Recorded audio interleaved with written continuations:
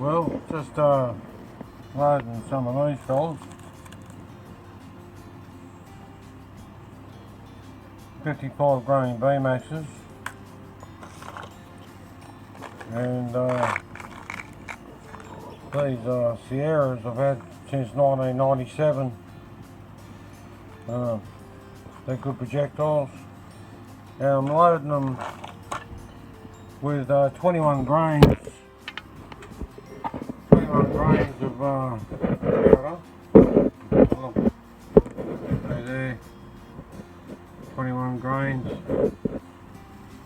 And I've got the thrower all set up to throw the 21 grains, weighed it out.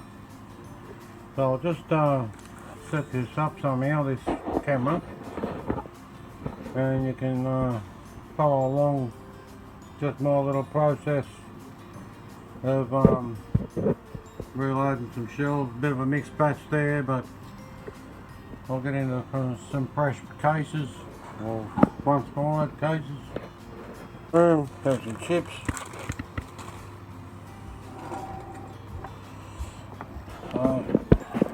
Hopefully you can see this.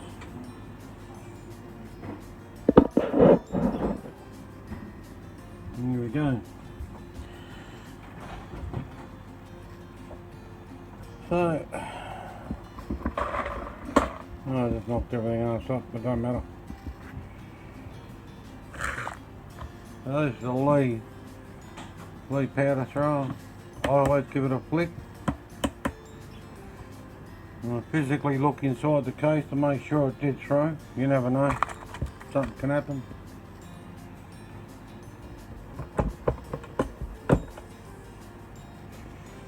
And that's our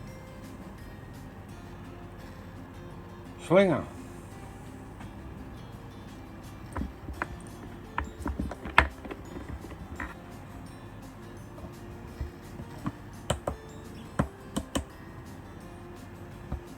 Push that one up a bit far then.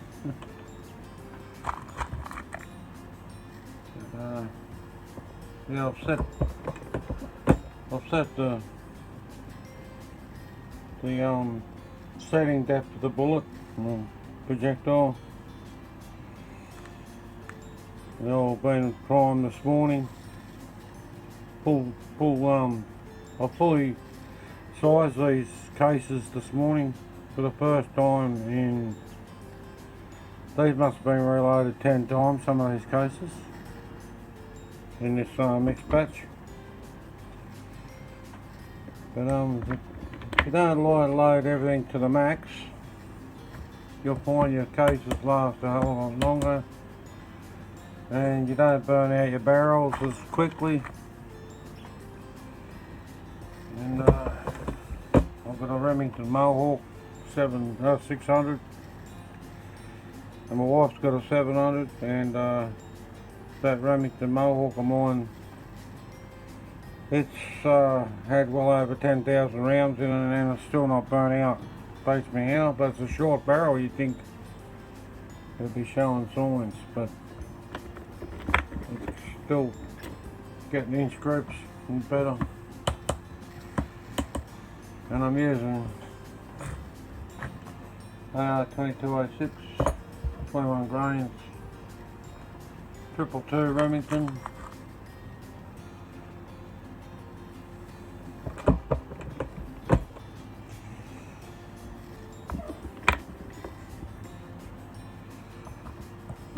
So that's all I do to reload shells. I don't do anything fantastic. I would if I was a target shooter. Well, I am, but I'm not. I don't take it as serious as I used to, and these are only for killing feral animals, so the cheaper I make them, the better. And they're still accurate. I don't have to have them loaded out to the absolute maximum. These are going to be pretty hot anyway, so they'll be pretty hot. They'll be running around at 3,000 feet per second. It'll be nice and flat out to about 250. And I run a 6.5 or 55 Swedish Morse as well. I've got a thermal on it, and I've got a night vision IR scope on the Remington. Both thick micro, great gear. There's plenty of good stuff on the market now that's within reach of people. But I haven't had any problems with the Hick micro stuff as yet. Just little things like on this light. That's an IR light, and you've got the battery tab there. On the scopes, they seem to disappear. They fall off, get torn off. Just in the process, I wish they made like a sliding door on the charge ports and the scopes. But yeah. But anyway, as far as the scopes go, I can't complain. Downloading can be a bit of a pain sometimes too, but our internet and Wi-Fi isn't great here, so that's part and parcel of that. But anyway, I'll leave you with it.